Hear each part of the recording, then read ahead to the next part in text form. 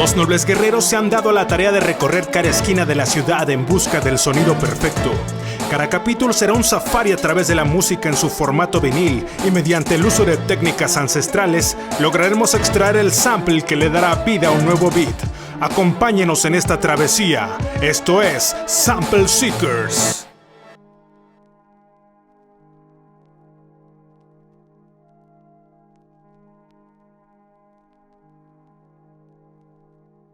Queridos amigos, ¿cómo se encuentran? Nos encontramos en una aventura más, en estas odisías que tenemos por la ciudad, por nuestra ciudad de Pachuca.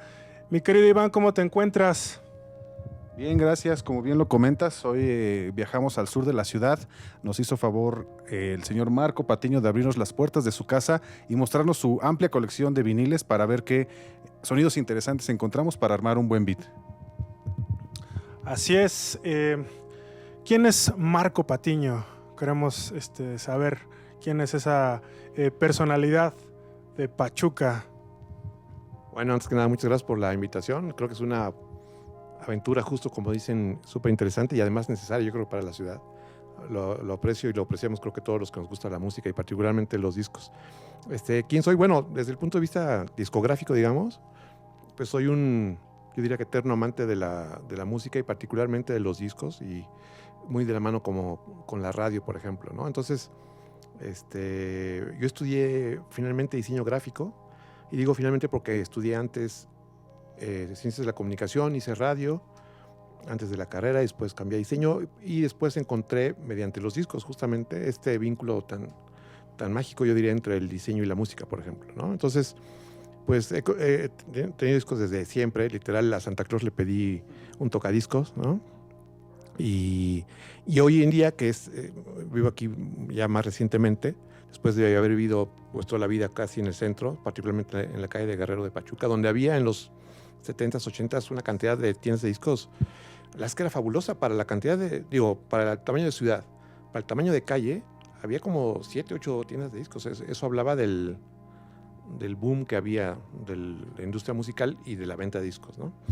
Y bueno, mi vida siempre va, yo creo que gobernada por la música en muchos sentidos y bueno, es emocionante poder hablar de ella siempre, ¿no? Ustedes bien lo saben. Y gracias por la invitación, que está, insisto, muy interesante la propuesta. Claro, ¿cómo inicia ese enamoramiento con, pues, de primera instancia los discos de vinil? Bueno, crecí con mi abuelo y él era un fan de los discos. Ese tocadiscos rojo era de mi abuelo y ahí él pues ponía muchos discos obviamente y me acuerdo mucho esa imagen de él en el patio sentado escuchando o la radio o discos, ¿no? Él escuchaba mucho, por ejemplo, a Carlos Gardel y demás y de ahí creo que me llegó mucho y también fue un momento en donde empezó el tema de los autoestéreos, por lo menos para mí. Entonces, de niño, como subirme a un auto, cualquiera que fuera, y ponerlos, que hubiera música ahí era que increíble. Entonces, creo que sí, mi primera gran referencia es eso, mi abuelo escuchando discos y yo pues niño prácticamente, ¿no? ¿Fue difícil en ese tiempo encontrar discos de vinil?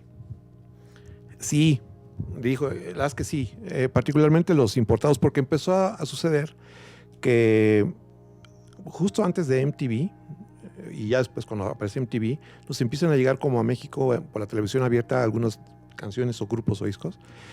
Y yo creo que le ganaron a la industria, a la industria mexicana del disco, porque de pronto había discos que salía el video y pues todavía no estaba el disco nacional, por ejemplo, ¿no? Entonces, un primer tema fue el de los discos importados, ¿no? Como vivíamos en una recesión, en una crisis económica, bueno, como habitualmente estamos, pero en ese momento era como muy, muy peculiar porque además había un cierre a la economía, es decir, no había todavía convenios, todavía no estaba el TLC ni nada. Entonces conseguir un disco importado era casi misión imposible, ¿no? Entonces, sí, en la calle de Guerrero yo tengo historias incluso hasta chistosas, ¿no? Donde preguntaba por ciertos discos y las que yo creo que me decían por buena onda, llega el próximo martes, ¿no?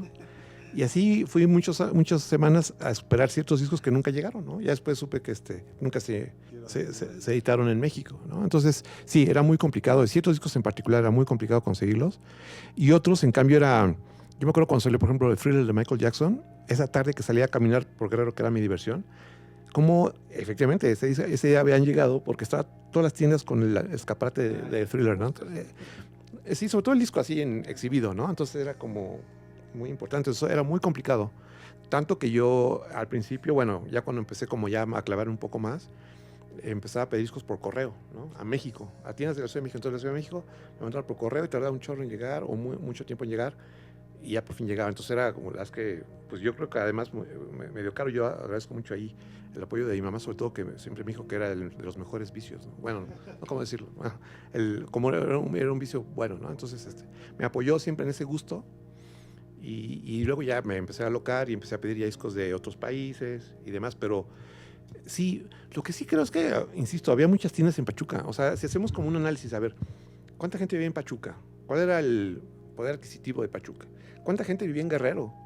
¿No? Muy popular, ¿no? Ajá. Y si hacemos esa fórmula con la cantidad de tiendas, habíamos, o sea, eso hablaba de que en Pachuca sí se compraban muchos discos, ¿no? Y se consumía mucha música, muchos viniles. De hecho, ahorita que mencionas, yo también tengo anécdotas. Bueno, a mí me pasó con el Eurodance que ya llegaba en los 90 y puntualmente iba a la tienda de Alejandro, sí. Y sí, muchas veces llegaba a preguntar, oye, ¿no tienes este grupo? Primero me decían, ¿de qué? ¿Qué? A ver cómo escribe. Ya lo escribías y después, como tú dices, ¿no? Lo encargabas y a veces sí llegaba, a veces te decían, sí, 15 días y tú ibas a Guerrero cada que podías a esa tienda y a veces no llegaba o a veces te conseguían otro, exacto, te conseguían otro.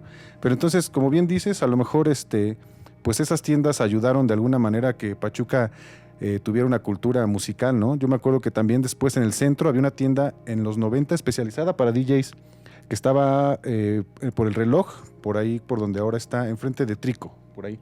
Había una tienda especializada para DJs y era fabuloso ahí porque también era la única tienda en ese entonces especializada, ¿no?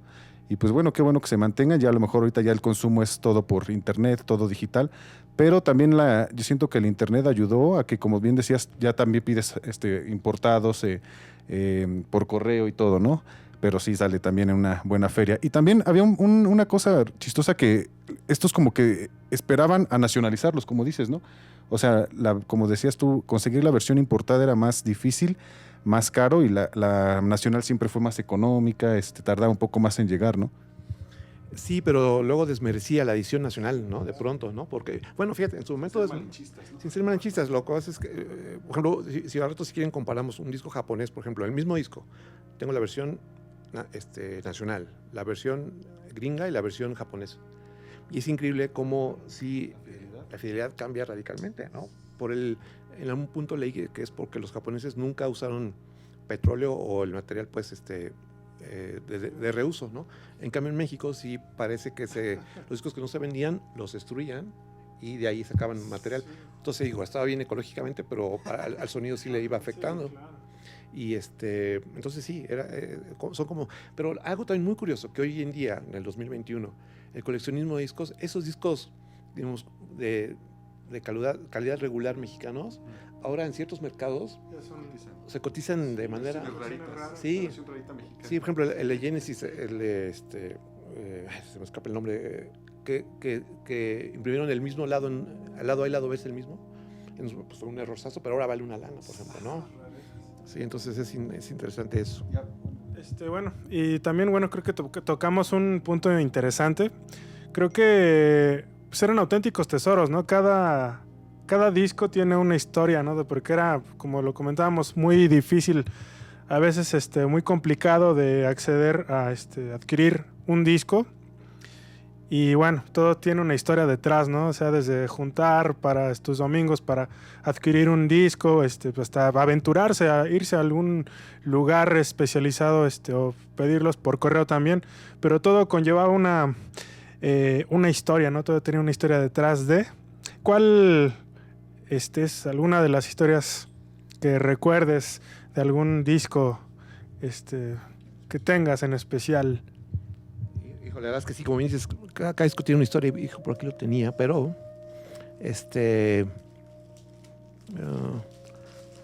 creo que sí puede ser es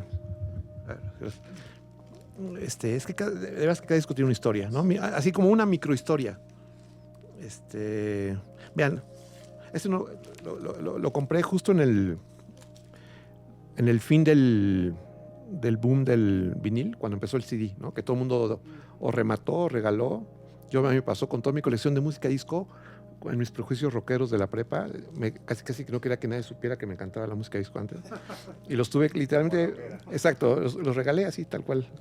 Ahora me arrepiento, como no se imagina. Por ejemplo, lo compré en una tienda en San Diego y me gusta mantener los precios y demás porque entonces, ese costó, por ejemplo, $4, ¿no? El Strange Here We Come de Smith, que fue su último disco, y le das la versión original. Entonces yo sé que ahorita ya vale una lana. Entonces es muy curioso porque ahorita el CD, que aunque no es el tema, creo que estamos viendo ese momento con el CD. Hoy no damos ni un peso o pocos pesos por el CD. Y me atrevo a aventurarme que en unos 20 años va a pasar tal vez con lo del vinil. A lo mejor hay una versión de este programa, pero sobre CDs, ¿no? y hay una historia particular. La verdad es que hay muchas, pero particularmente de una tienda en Guerrero. Fue en Valtierra, en una versión pequeñita donde está a la mitad de Guerrero prácticamente. Yo era muy fan de Kiss de niño y era todavía tan niño que ni siquiera rebasaba la altura del mostrador, ¿no? Entonces fui a comprar el Kiss Alive 2, que era un disco doble en vivo, y me acuerdo que la señorita muy amable me dijo, oye, ¿no quieres probarlo? Porque tan malos eran los discos de pronto que había que probarlos, a ver si no estaban rayados o algo así, ¿no? Entonces yo le dije, ya quería llegar a casa y escuchar el disco, pero pues las que por atención y por pena le dije, sí, está bien, póngalo a probar, ¿no? Entonces lo empezaron a probar y ellas eran dos señoritas que trabajaban ahí y se pusieron a platicar entre ellas y dejaron el disco correr, ¿no? Y entonces ya me daba pena y luego ya dije, yo voy a acabar el lado 1 y que lo voltean y yo ahí, pero lo que pasa es que era tan bajo todavía de estatura que no me veía. Entonces a lo que voy es que se olvidaron que estaba yo ahí y tuve que escuchar toda la Live 2 en Valtierra y hasta después me acuerdo cuando dije, oiga, pues ya acabó y se murieron de la risa, ¿no? Porque exactamente, y bueno, si el disco no se rayó, por cierto. Oye, hablando ahorita de que te gusta conservar los precios, ¿si has tenido curiosidad o has visto ahorita actualmente cuál es tu disco que ya se disparó por los cielos o que digas, no, por lo compré en $4 y ahorita ya vale 5,000 pesos? Sí, ahorita si quieren lo ponemos en cámara, pero uno que así está fácil es el primero de Caifanes, el sencillo, el de Mírame porque me muero. Se están contestando mucho, ¿verdad? Los de rock español. Están contestando mucho los rock en español y ese particularmente pues porque está firmado por los 4, ¿no? Justo cuando vinieron a Pachuca, ¿no? Por el foro. No, a Borsalino. Fue antes, además tengo ese disco firmado por ellos porque solamente había salido el sencillo, todavía no salía el álbum.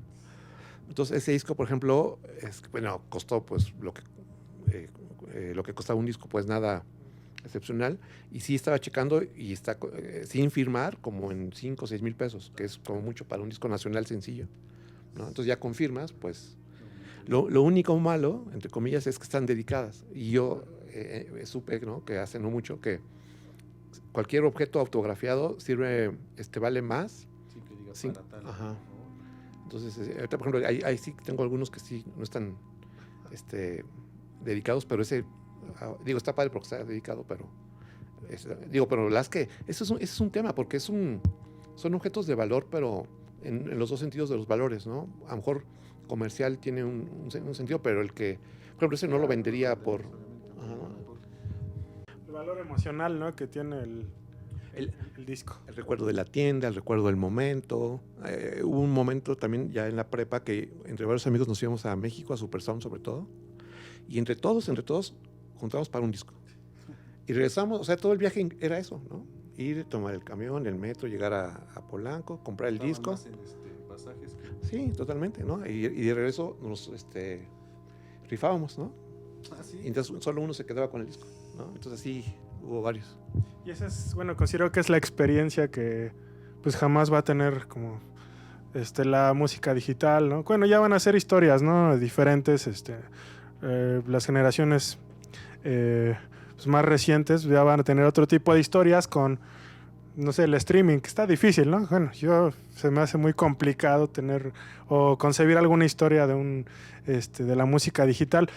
Esa es, creo que la experiencia que va a quedar implícita en pues, estos discos, ¿no? Discos de vinil que pues van a tener pues, toda la carga emotiva de adquirirlo, de conseguirlo. Tan solo pues el tener la inquietud de conseguir algún disco raro, perseguirlo hasta la tienda o buscarlo, incluso hasta en los tianguis, ¿no? Es igual algo bastante surrealista, pero pues en pues, tianguis, en el Chopo, pues era toda una cultura del trueque, ¿no? Pues yo tengo este disco, tú tienes el otro, vamos a intercambiarlo. Es pues, ese tipo de experiencias que pues no van, yo considero que difícilmente tendrá otro tipo de formato musical. Sí, estoy totalmente de acuerdo. Yo creo que, digo, para ser optimistas son como experiencias diferentes, ¿no? Pero sí, esta es como más humana, pues, porque son objetos. Como dices, ese trueque que era maravilloso, o era, bueno, ya no es lo mismo, pero era en el Chopo. Así, por ejemplo, yo conocía incluso amigos, ¿no? Que ahora mantengo, gracias a que yo ¿tienes tal disco? Y te lo cambio. Y hasta la vez ya eso generó vínculos, ¿no? Y unas sorpresas también que te llevabas, ¿no? Entonces yo creo que sí, el hecho de que sea un objeto, que sea tangible, insistiendo mucho, por ejemplo, también en la parte del arte o el arte gráfico, ¿no? El ver todo lo que tiene, por ejemplo, los japoneses que tienen este famoso obi, ¿no? Que en este caso es de Colin Newman, ¿no? Entonces, aquí el famoso obi, que es una cinta que hablaba del disco un poco más, ¿no? Y me encanta que a la vuelta traía como otros discos de la colección, ¿no? Por ejemplo, es de Colin Newman, del grupo Wire, y es la versión japonesa de su disco, que además de 4AD, que ese también es otro tema, ¿no? Porque te vas clavando no solo con grupos, sino en mi caso con disqueras y por diseñadores, ¿no? Entonces, por ejemplo, es que tal disco lo diseñó. Tengo discos que la verdad musicalmente no son tan atractivos, pero los tengo porque la portada la hizo un diseñador que admiro mucho, por ejemplo, ¿no? Entonces, eso también es padre, ¿no? Y cuando se juntan las dos, cuando el disco gráficamente representa perfectamente lo que viene en sonido, o te da como una pista, pues es increíble porque la experiencia se vuelve completa. Por ejemplo, hablando de la relación, es que fíjense, es que padre que ibas a una tienda de discos y de pronto veas un disco que pues nunca habías escuchado, no sabes de quién se trataba, y te hablaba así como una portada de libro, ¿no? Así de, sí, cómprame, ¿no? O deseo descubrir. Sí, desde ahí empezaba, ¿no? El gancho. Sí, y más cuando, insisto, no había referencias, que nunca había escuchado ese grupo, no sabías de qué trataba. Y en ese sentido, este disco que ahorita se proyectará de Cocteau Twins, por ejemplo, de Pinko Pack, me pasó eso, ¿no? Es un disco que prácticamente es negro, o sea, no dice más, y es como una foto como de una galaxia, que es algo muy muy onírico, ¿no? Por ejemplo, las portadas de los discos de Yes, ¿no? Es todo un arte bastante onírico, ¿no? Sí. De Cocteau Twins, vean nomás, ¿no? O sea, pues no te dice, si no sabes de qué trata, es como una invitación a descubrir lo que hay ahí, ¿no? Y me acuerdo muy bien que lo pusimos, y bueno, lo puse, y realmente, no exagero, mi vida cambió en el sentido de que eran sonidos que nunca había escuchado, que se podían incluso tener, ¿no? Obviamente en ese momento pues era imposible. ¿Y cómo será este grupo Cocteau Twins, no? Ya después, mucho después, empezaron a ver alguna foto por ahí, pero era muy raro saber más de los grupos, ¿no? Entonces no había internet y no había ningún. Entonces eso abonaba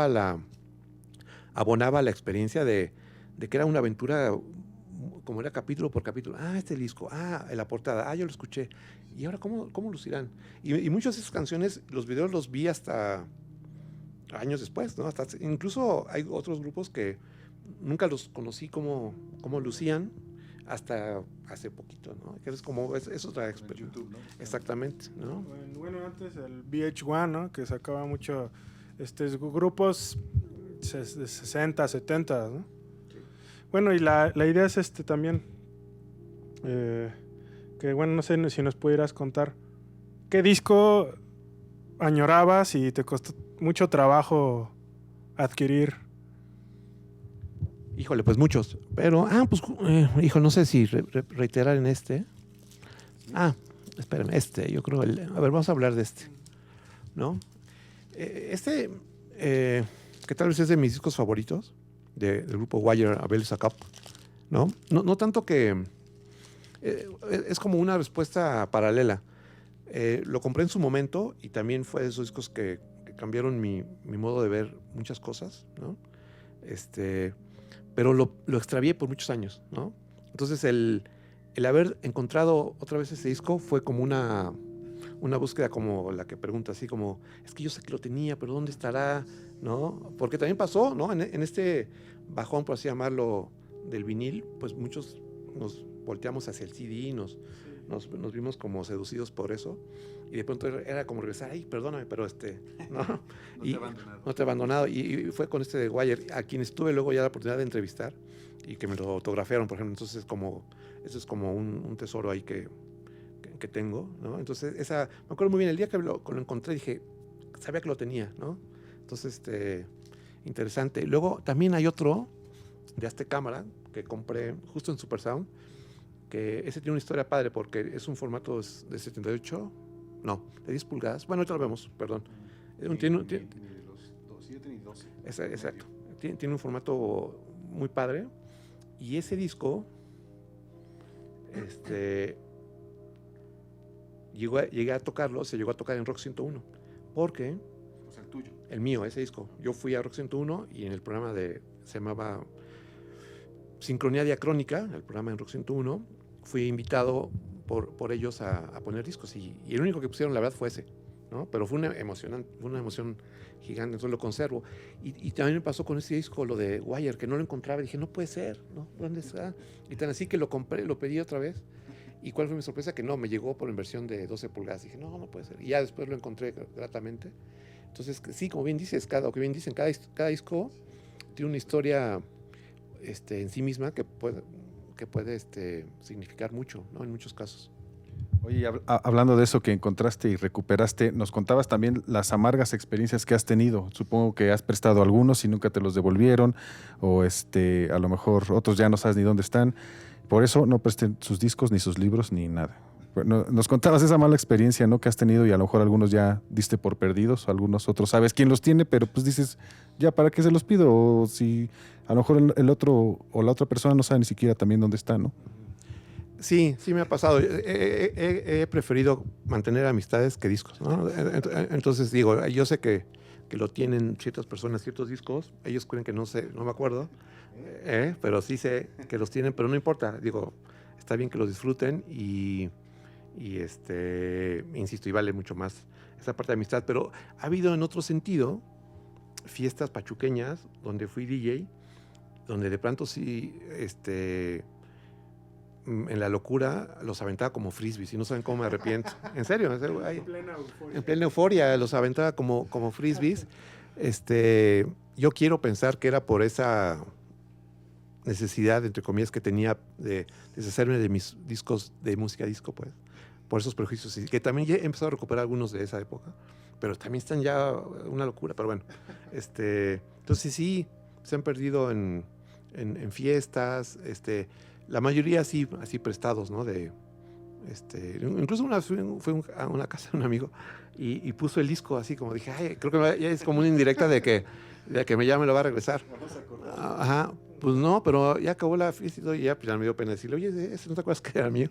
Pero bueno, pasa. Y ¿saben qué? Es que también pasaba esto, porque les digo que lo rifábamos los discos y a lo mejor pensaba que era mío y no. Por otra parte, hay amigos que están en temas ya no musicales, que tienen ciertos discos que se ganaron y que ojalá que vean el video para decirles, ya es momento de repetir la rifa, ¿no? Sí. Bueno, voy a platicar de este disco es el remix de Infected del grupo Dada, y tiene muchas historias. Hay una pachuqueña padrísima que hice amigas con el gran Chino Chong, que era el DJ de Borsalino, y los viernes saliendo de la prepa nos íbamos a poner discos ahí en la disco antes de que abrieran al público. Y en particular, no, más que tiene un audio increíble, por lo menos se me hacía en ese momento, y sin gente y todo, la verdad es que era muy, muy interesante. Y este disco en particular de Infected, no es el disco que sonó en Borsalino, ya después lo conseguí, pero sonaba de una manera fenomenal, ¿no? Ya después, investigando, resulta que fue el primer disco que fue, no sé si mezclado o tiene mucha parte ya digital, ¿no? A pesar de que ya fue hace muchos años, ¿no? Entonces, yo creo que por eso, pero sonaba increíble. Y con el tiempo, Pues me volví muy fan de ellos, de Dada. Por ejemplo, es de los grupos que colecciono no solo por la música, sino también por las portadas, porque las ilustraciones las hacía el hermano de Matt Johnson, el líder de Dada, que era Andy Johnson, conocido como Andy the Dog. Y fíjense que una historia triste es que estuve en contacto con él. Yo no sabía que estaba enfermo, muy enfermo. Y ya cuando iba a consolidar la entrevista, se murió en diciembre, ¿no? Yo nunca supe, entonces me quedé como muy cerca de poder hablar, de concretar la entrevista con Andy the Dog. Pero bueno, eso es bien interesante porque hay por ejemplo, los discos, el famoso de The Velvet de Andy Warhol y demás. Pues los libros son, los discos, hay portadas de discos que son auténticas obras de arte en sí mismas, ¿no? Sí. La primera recomendación para que seas ampliado es sencillo promocional de Weir, que era el grupo Wire, pero sin un integrante menos. Entonces sacaron solo este disco con 3 miembros y le llamaron Weir. Y ese es un par de mixes a So and Slow It Grows.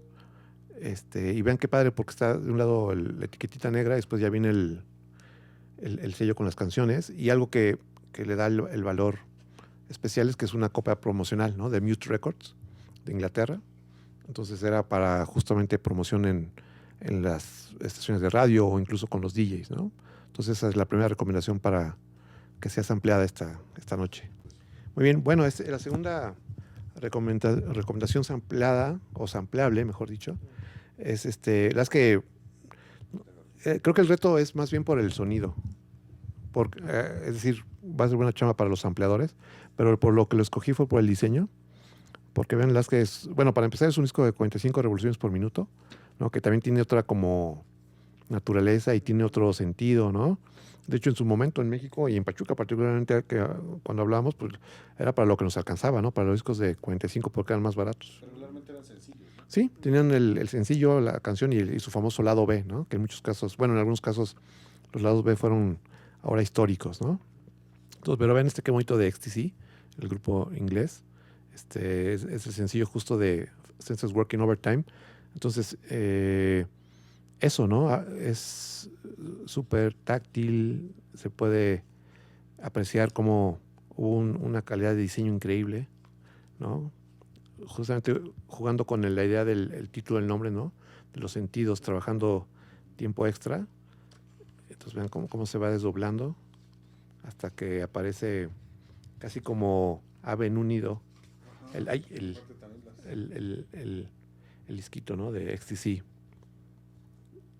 Entonces, digamos que pues es una maravilla de diseño, ¿no? Sí. Como dices, parecía como origami, parecen como pop-up, libros pop-up, ¿no? Entonces, Pero ¿por qué este disco, bueno, a diferencia de los, he visto pocos que tienen el orificio de 45 y no de 33, ¿no? Sí, es curioso, ¿no? En Inglaterra no sé por qué se dio ese fenómeno, pero muchos discos ingleses, particularmente ingleses, tenían esto. No sé, es una muy buena pregunta que a lo mejor luego podemos ahí resolver en los comentarios del video, pero particularmente ingleses. Los ingleses son los que muchos, o varios tienen esta característica, fíjate. ¿De qué lado lo pongo? De Senses, ¿no? Working Overtime, por favor, es la otra, lado A.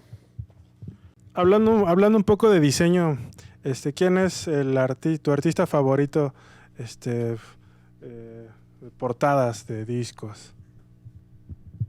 Sin duda es Bon Oliver, que falleció hace relativamente poco, hace poco más de un año, si no me recuerdo. Sí, es Bon Oliver, diseñador inglés que fue el artífice de gran parte de las portadas de la disquera inglesa 4AD, de la que hablamos un poco, de grupos como Cocteau Twins, Pixies, Dead Can Dance, Wolfgang Press, en fin.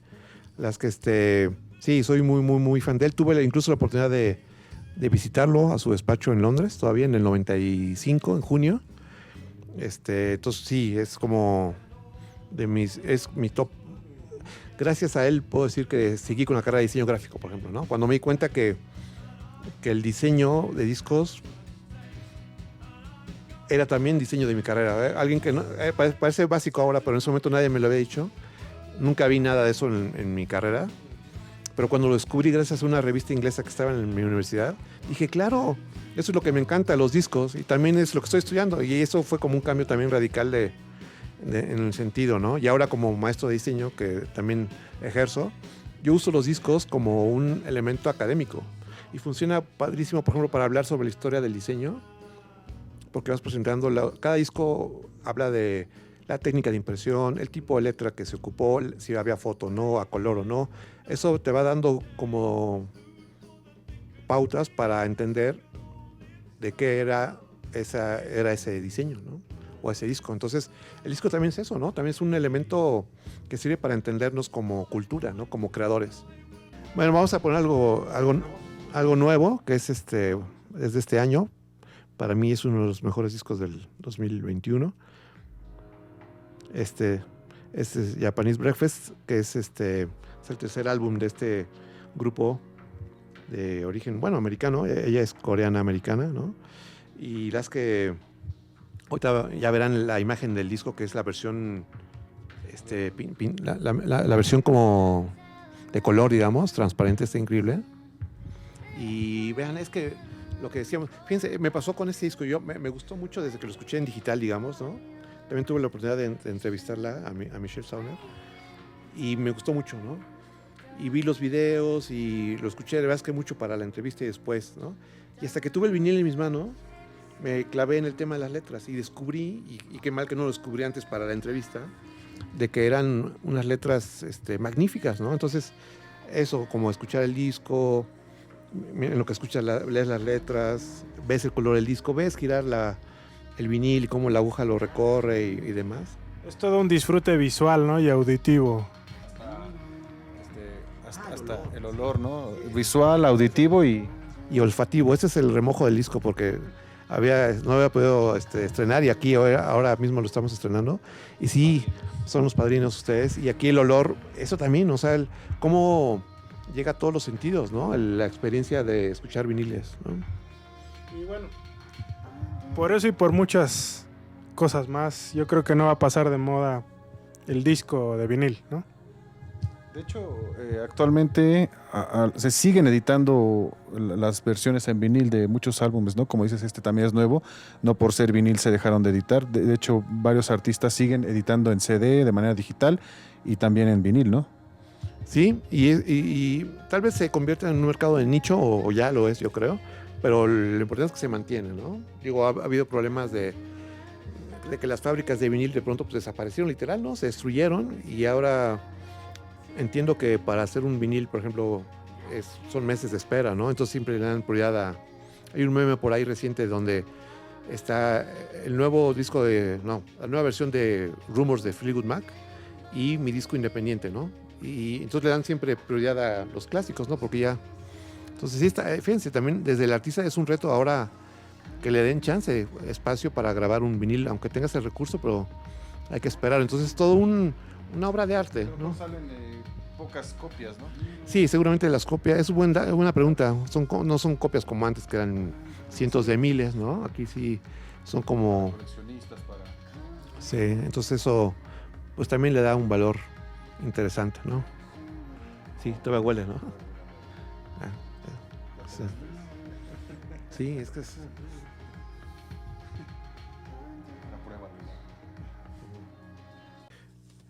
Yo creo que este sí lo pondría en el sampleo, es un poco como en homenaje a Borsalino. Obviamente aquí no se va a escuchar, aquí en mi casa pues no se va a escuchar como en Borsalino para nada, pero tal vez ya en la versión que se sampleada pueda aparecer algo por ahí. Infected. lado A. Para la gente que nos ve y bueno, estamos citando a Borsalino, pero para la gente que no conoce, pues Borsalino era una discoteca, ¿no? De aquí de Pachuca, que bueno, yo ya no tuve la oportunidad de conocer, pero pues ojalá nos pudieran contar qué fue Borsalino. Borsalino, además de ser en italiano sombrero o algo así, fue como la disco o el lugar de Pachuca de nocturno. Entonces era pues el lugar a donde íbamos a escuchar música y eso. Y además fue de los primeros que empezó a abrir espacios para conciertos en vivo, ¿no? Y ese tipo de cosas. Entonces, como decíamos hace rato, el sonido, la calidad de sonido era que muy buena, muy buena. El lugar que es noventero, ¿no? O ochentero. Finales de los... Sí, yo diría que fue más bien ochentero, pero sí, como su punto cumbre fue en el cruce de décadas, ¿no? A finales de los 80 y al principio de los 90. Y y insisto, ahí sí vale la pena. A lo mejor pueden invitar en algún capítulo de este programa a Fernando Chino Chong, que era el DJ oficial y que era las que mezclaba, se lo he dicho recientemente, mezclaba como a la distancia, por ejemplo, mezclaba Juan Gabriel con ondas industriales, ¿no? O sea, hacía mezclaba jazz con punk. O sea, las que realmente yo creo que es un personaje que hay que reconocerle esa labor que hizo de vanguardia literal en nuestra ciudad al mezclar cosas rarísimas, ¿no? Y con buena calidad. No, y aparte de eso, lo difícil de mezclar esos géneros es que, por ejemplo, como mencionas, a lo mejor una canción de Juan Gabriel no estaba tan metronomizada, tan exacta, no había computadoras como como el periodo actual, ¿no? Que ya todo está, o sea, si dices va a 120 es porque va a 120, pero ahí a lo mejor grababan con un metrónomo en un estudio y pues obviamente el error humano pues hacía que te salieras tantito del tiempo y entonces pues no estaban exactos, entonces tenía que yo creo que estar persiguiendo ahí la canción para empatarle exacto y era un gran trabajo.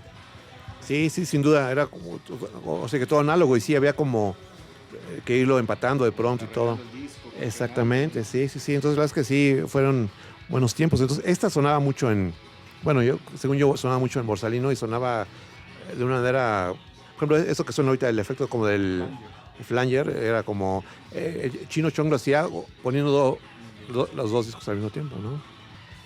Y la versión original, que es carísima, porque salieron muy pocas, en realidad salía este diablito, salía de cuerpo entero, masturbándose tal cual, ¿no? Entonces lo prohibieron, lo sacaron de inmediato del mercado y entonces las pocas versiones que quedaron son muy cotizadas, ¿no? Entonces hicieron la versión como de... Ajá. Exacto, el diablito completo es como muy raro conseguirlo. Pues esta emisión ha llegado a su final. Pues agradecidos por la apertura que esta noche nos has dado para compartir pues parte de tu tesoro, de tus discos de vinil. Pues un gusto estar contigo esta noche, mi querido Iván.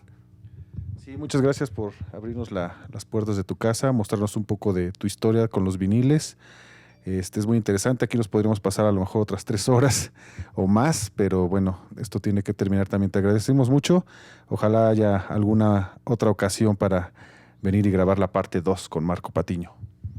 No, pues cuando gusten, bienvenidos y al contrario, muchas gracias por venir, por estar, por dedicarle ese tiempo, ese espacio y pensamiento y todo a esta cultura que nos encanta a muchos y ojalá que esta idea dure por mucho tiempo y sí, que haya muchas partes, ¿no? Yo bienvenido siempre. Muchas gracias y gracias a todos los que estuvieron atentos.